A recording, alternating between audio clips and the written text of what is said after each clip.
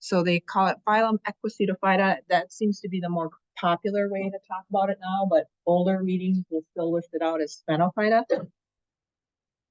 I like Equicetophyta because if you know the word, the front part of the word equa, it refers to horses. So I think that's an easy way to remember that this is where the horsetails belong. Okay, so the horsetails are scouring rushes, and so bizarre looking plant, but really kind of cool. Really like damp areas, consistently moist areas, and unfortunately, Equisetum, that's the only genus left. Everything else has gone extinct. So that's the only genus. And really, when you look back at the fossil record, it really hasn't changed much at all other than getting reduced in size. It used to be like tree-like in its height, and now it's more, at least around here, they're more like knees, up to your knees. So a big reduction in size. And so Equisetites is the extinct one, and that was about 300 million years ago when it was very, very common. It was very successful back then during the Carboniferous period. So they call it scouring rushes. So those two terms, horsetail and scouring rushes, just refer to different parts of the plant body.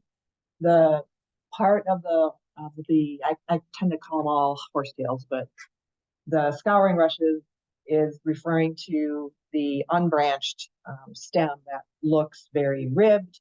It's got a lot of silica in it, so you can actually use it to scour or clean off. If you burnt your meal on a dish when you're out camping, you can actually use it for that because of the silica, is that scrubbing action. They do have leaves, but they're hard to find. You have to really look carefully on the stem, and they kind of fuse to the stem, so it's not like they're just like laying out there. It's really hard to pick up on them. I'll show you a picture. And then they have roots and rhizomes that are perennial, which just means every spring you'll see the horsetail, come up from underground. It'll grow up from its rhizome. And so they persist. So every spring around here, you would see them along the damp areas. I tend to see them at the bike paths area here by the lake. So that picture is a cross section of the stem. And so there's a lot of air spaces in there. So parts of it are hollow, including the dead center of it. And that's primarily due to its habitat of being very moist. And so it doesn't have a whole lot of tracheids in there. But it's just because it's kind of immersed often in really waterlogged soil. And so it's pretty easy for it to get access to water. So it doesn't invest a lot of energy in tons of tracheids. And you can see the ribbing on the perimeter of the stem. You can see how it's ribbed like that. So it feels very rough when you run your hand along the stem.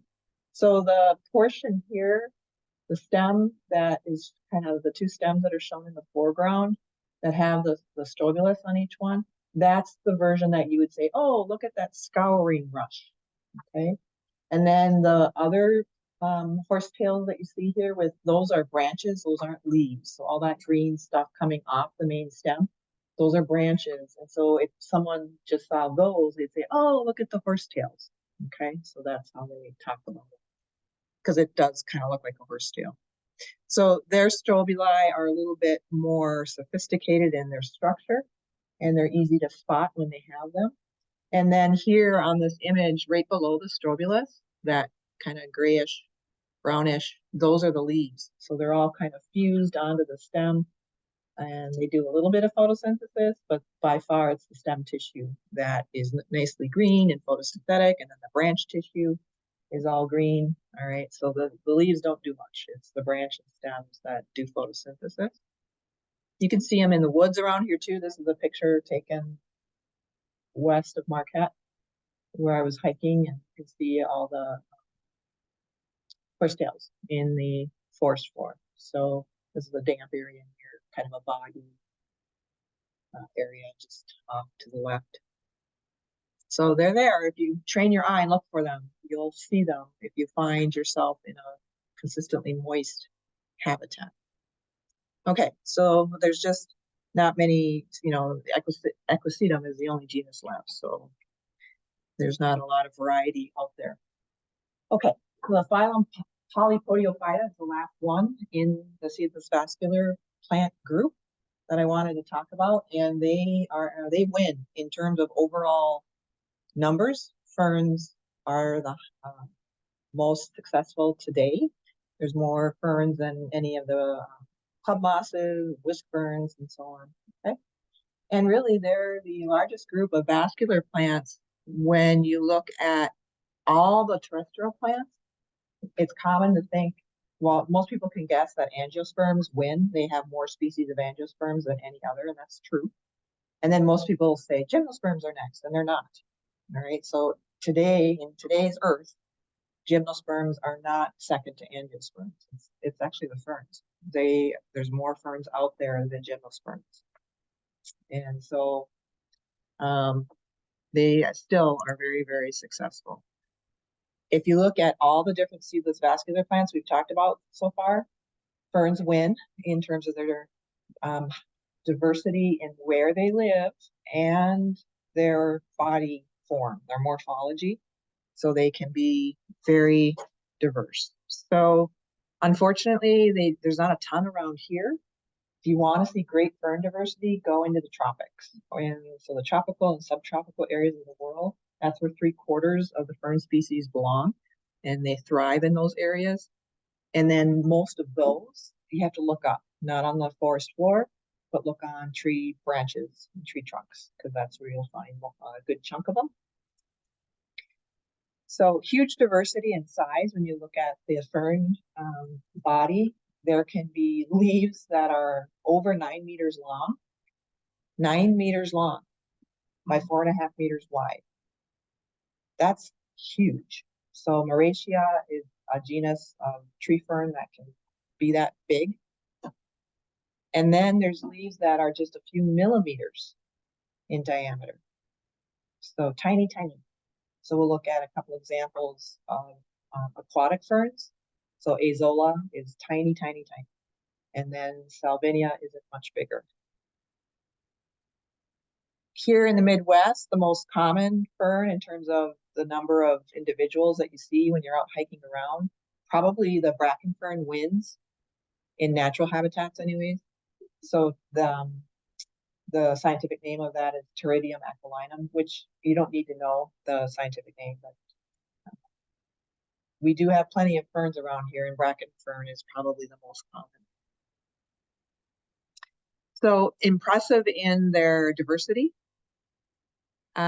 We don't have any of the so-called tree ferns around here, but if you go again into tropics, subtropics, one of my former grad students, he went to New Zealand and Australia, and they have some really marvelous samples, specimens there that he took pictures of, and then lo and behold, somehow he found spores in his pocket when he was traveling away from there. So he managed to bring some back.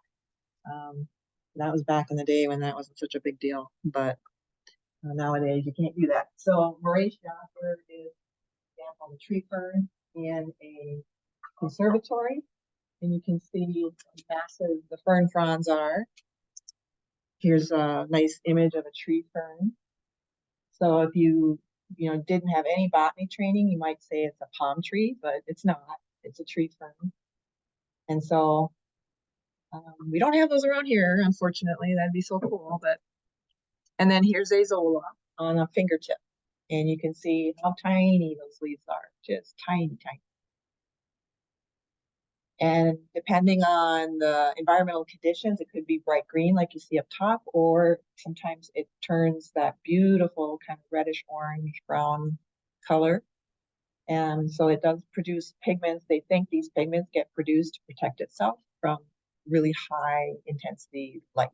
It's almost like a sunscreen that the plant is using. So really cool, tiny little one. They sometimes call this the fairy moss, but it's not a moss. Okay, so be careful about that. But you might see that in the common literature.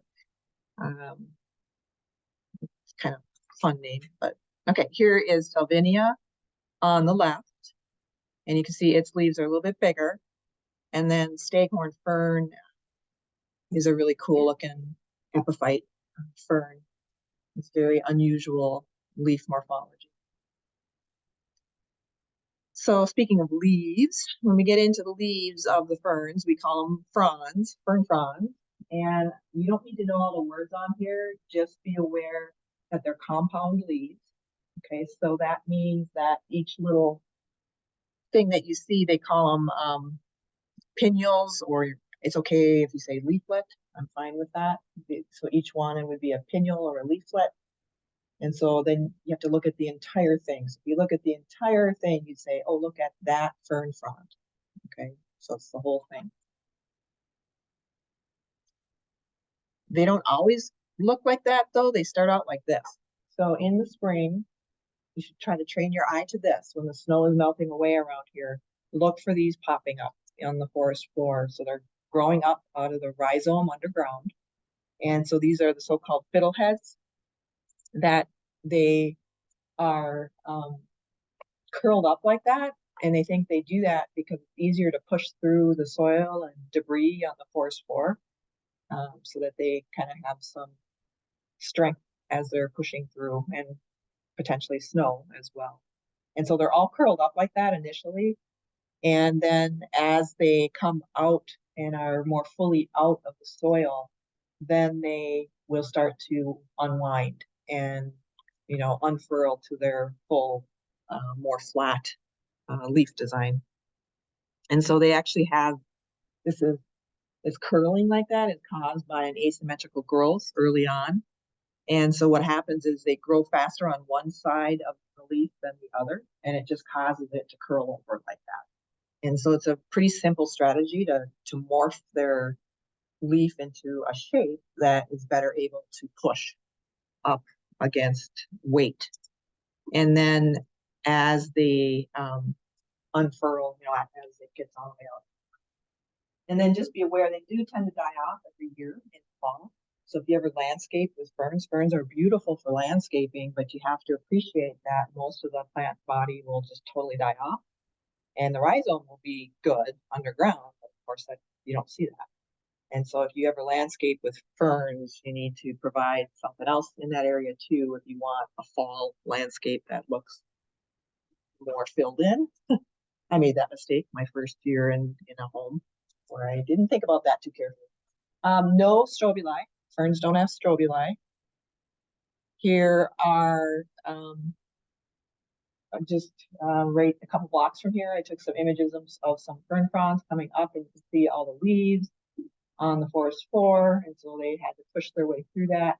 You can see kind of the hairiness there, so to speak, as they're coiled up. And then the right image is one where they're more unfurled.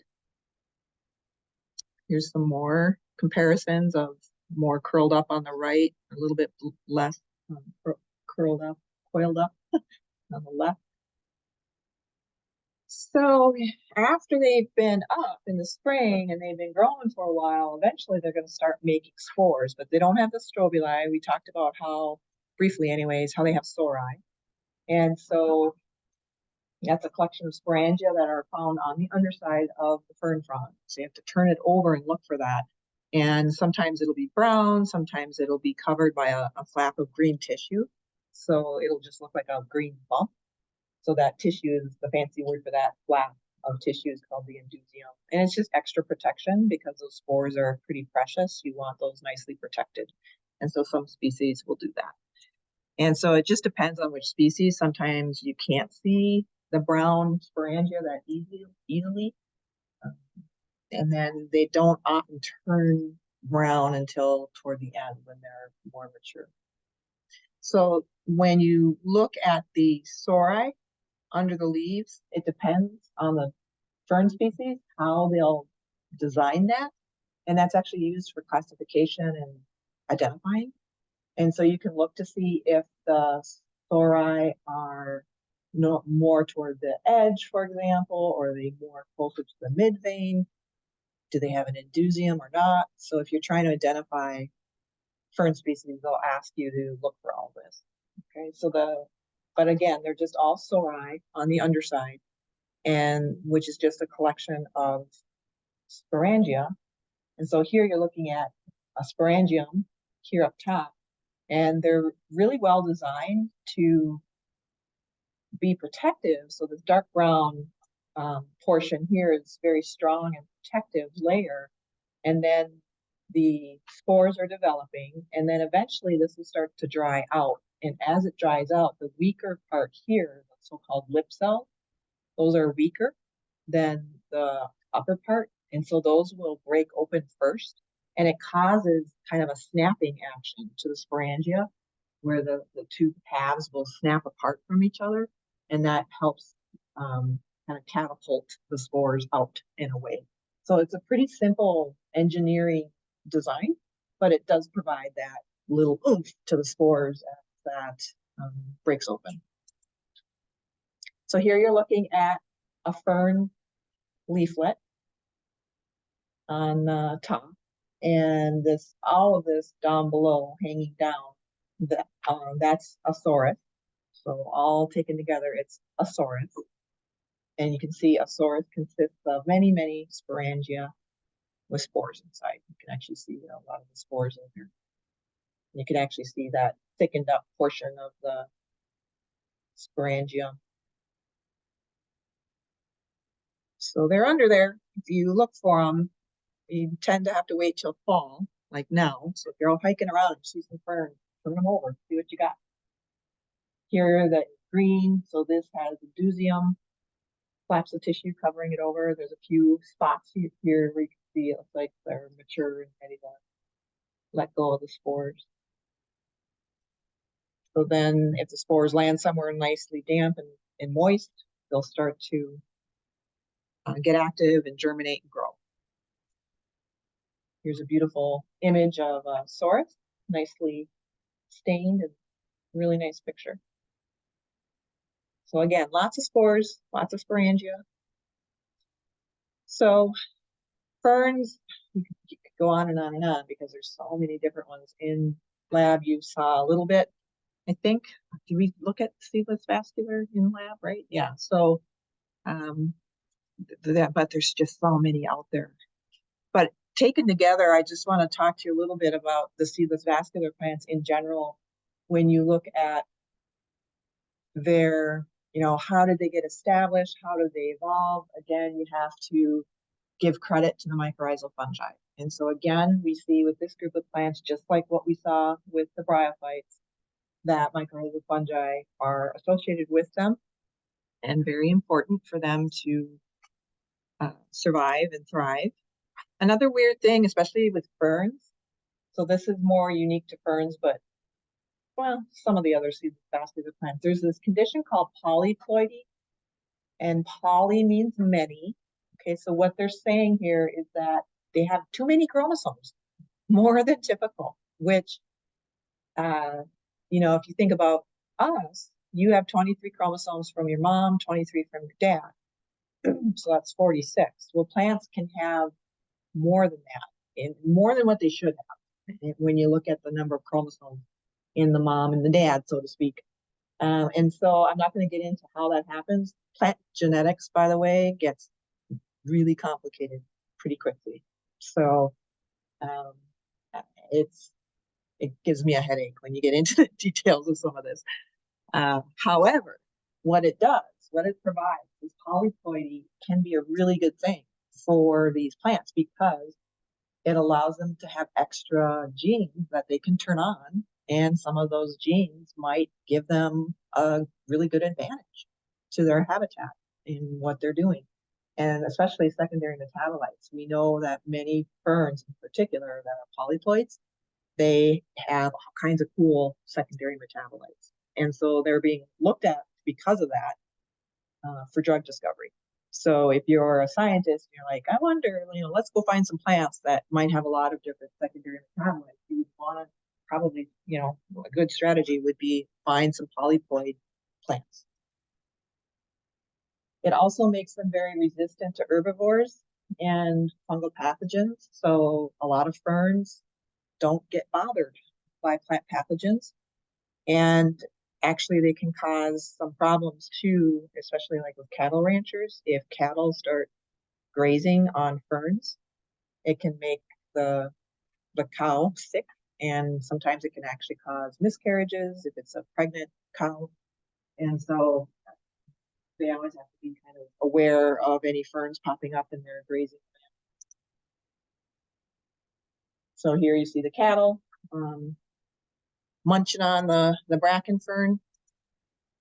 And so bracken fern, because they have rhizomes underground, they can spread underground pretty well. And then every spring they pop up from those rhizomes, and so they can quickly colonize, especially clear cut or burned land.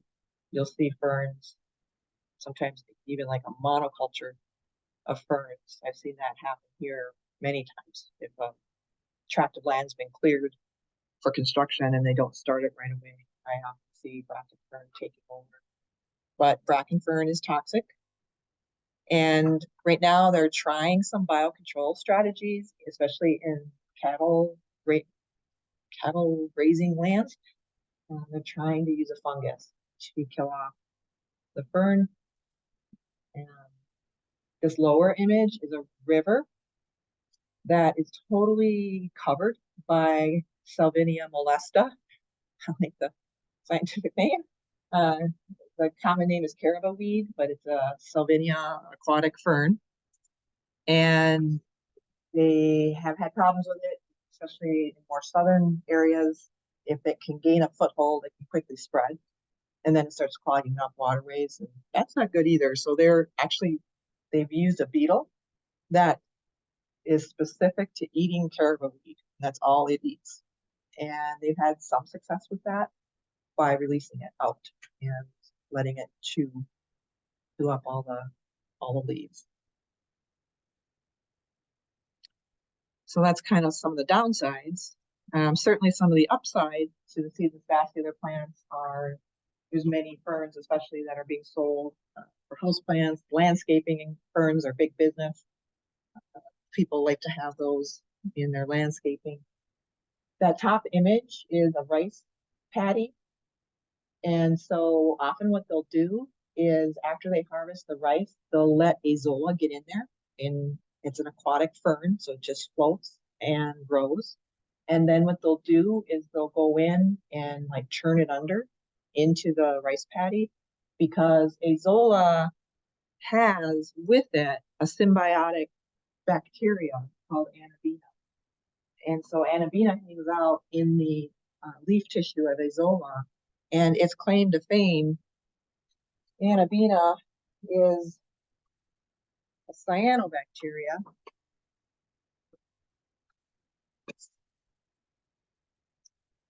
Some cyanobacteria, like Anabaena, can do what we call fixed nitrogen. So all plants need nitrogen in fairly big doses, including rice. So if you have azolla growing, it's not really azolla that they care about, it's Anabaena, because Anabaena is hanging out there too. And what it has the capacity to do, dinitrogen has a triple bond. That's extremely stable. And in order to break that bond, really special enzyme. Only bacteria have it. There's no other organism on the face of the earth that has that enzyme. And so Anabaena is one of them. And so it takes this dinitrogen, breaks that triple bond, and converts it to ammonia. And then that quickly gets taken up and used primarily for protein. It gets made into components of amino acids, which then can get made into proteins. So very valuable. So rice farmers know about this, and they will be taking advantage of that. That middle picture, that urn that has azolla over the whole top, they actually will, again, encourage azolla to grow like a mat like that if they are trying to suffocate mosquito larvae. And so that has been a strategy that has been employed over the decades. And then certainly all kinds of alkaloids have been isolated from especially ferns that are being investigated for drug production. And then some people really like to eat fiddleheads. So that lower right image is a beautiful picture of fiddlehead. It's considered a delicacy. I think people like to fry them up in like butter or garlic or something. Um, I tend not to do that because I have read a couple of papers that make me a little nervous about it because it has been linked to intestinal cancer. And if when you think about it, ferns have a lot of secondary metabolites. So some of those secondary metabolites maybe not be the best for us. So personally, I do not eat fiddleheads. And then the image on the lower left is a picture of a Boston fern. Boston ferns are one of the best plants out there to clean up air quality. And so they're beautiful landscaping plants and house plants. So if you want to improve your air quality in your dorm or apartment, get some Boston ferns. They've done really good studies. Formaldehyde is the kind of the standard they picked. There's all kinds of not so nice volatile organic carbon molecules that we breathe in all the time, especially when you're in enclosed buildings like this. And uh, Boston ferns have the ability to take up those toxins and clean the air around you. So they're a beautiful plant. The trick with Boston ferns, if you've ever grown those, you have to do misting or create a humid environment because they drop their little leaflets quite dramatically if you don't keep the humidity levels up. When I first moved into this building, I was worried because my office is quite small and there's no windows you can open. And you know that new carpet smell and new upholstery smell. So those are toxins. Some of those are toxins coming off, and then you suck that in. And so I went to the local flora shop, bought like a dozen fully grown Boston ferns, and stuck them in my little tiny office. And so it looked like a jungle in there. But anyone who walked into my office said, "Oh, it smells so good in here," and it was because they were doing their job. So the downside was in the winter, the offices get really low in humidity.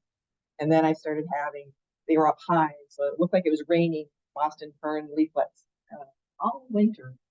And the maintenance people got a little grumpy with me, so I had to donate them to the greenhouse and give up my Boston fern because they didn't like the mess. So just be aware of that. One of my claim to fame with the seedless vascular plants, so that's all of them, not just ferns. So you're seeing giant horsetails here on the left with dinosaurs. And so we're looking at this idea that back then, when the dinosaurs roamed the earth, these plants were huge. So really tall tree-like club mosses and horsetails, the so-called tree ferns were really, really common. And so this was during the time period that when these plants then died and got buried, they turned into coal. All right. So when we're mining coal, it's really mostly seedless vascular plants that have turned into coal. So it's that group of plants, 300 million years ago that converted into coal once they fell over and died and got buried. So got them to thank for that. We now know that if you want orchid seeds to germinate, they don't germinate all on their own. And that used to confuse plant biologists. They would get so frustrated with that. And then someone hit on the idea that if you have rhizomes for certain plants, then the orchids, if you put the orchids on that, they would germinate. And so they're like, oh, it's these rhizomes. We have to have these rhizomes. But technically, no. It was the fact that some of these rhizomes had mycorrhizal fungi that the orchid could cooperate with. And so it was this roundabout thing, but they finally figured out, oh, it's not really the fern rhizome, for example. It's the mycorrhizal fungus hanging out with the fern rhizome that lets the orchid seed germinate. But until then, they were, harvesting a lot of rhizomes because they knew it was a pretty good strategy to get orchid seeds to germinate. An orchid business is probably $1 billion business, I would say.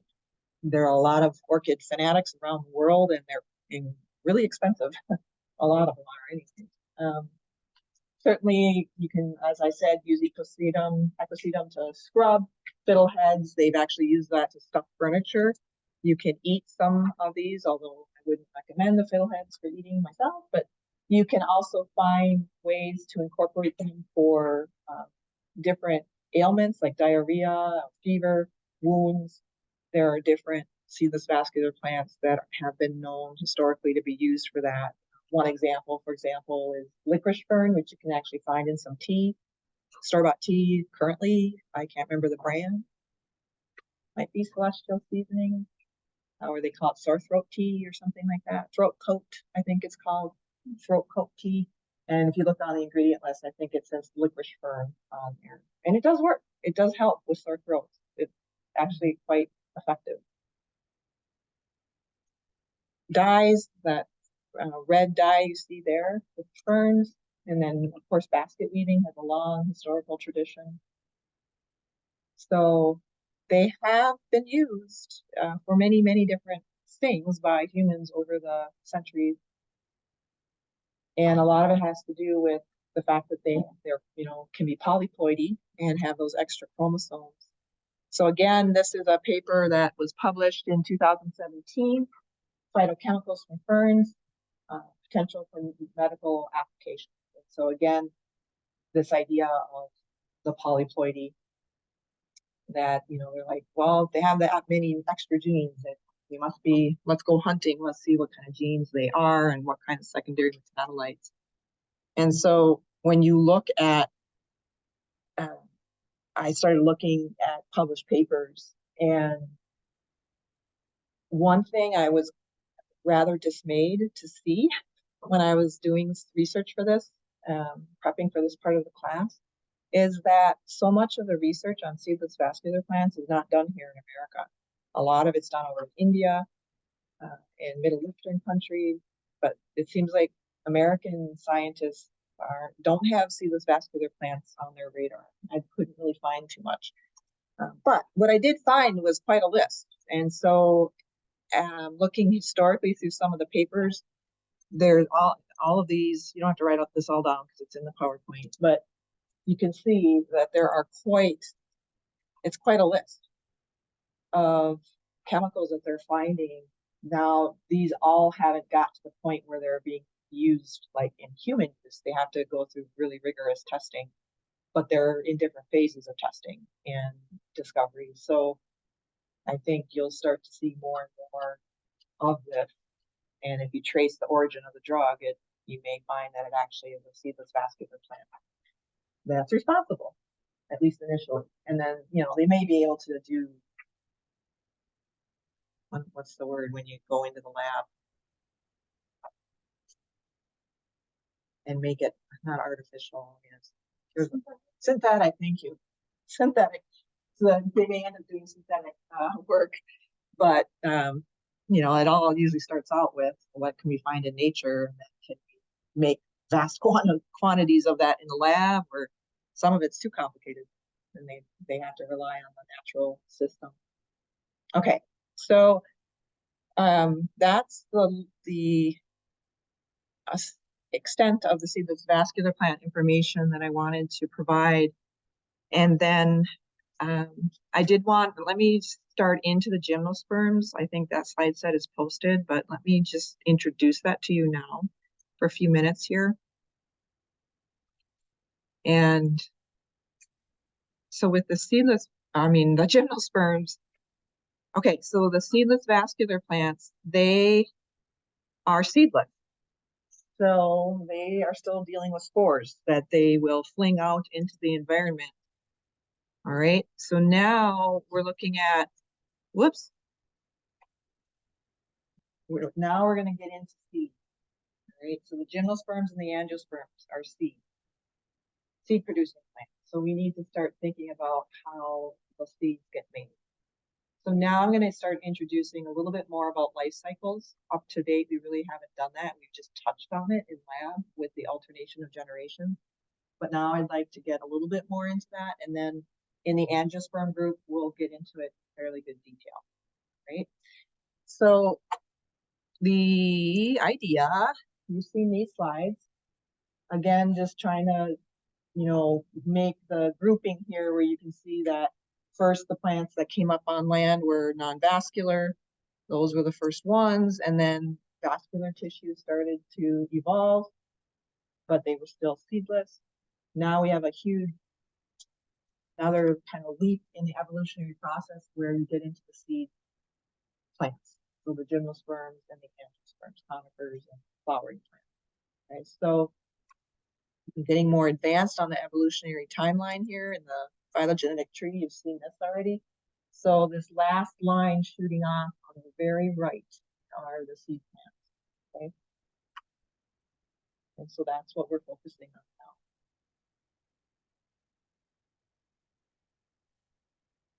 So the gymnosperms, this is a different representation where they've actually put out the 4 different groups of gymnosperms. So these 4 lines that you see, cycads, ginkgo, pines, and neophytes, those are all falling in the gymnosperms. Then the flowering plants you can see are shooting off to the right.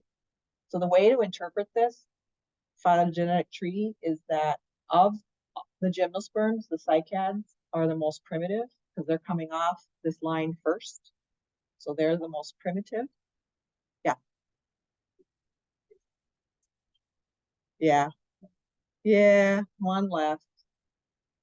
Yep. We'll get into that. We'll look at them a little bit. They're a funky group. So here, the neophytes, they're coming off the line here that's leading to the flowering plants, and they're the closest.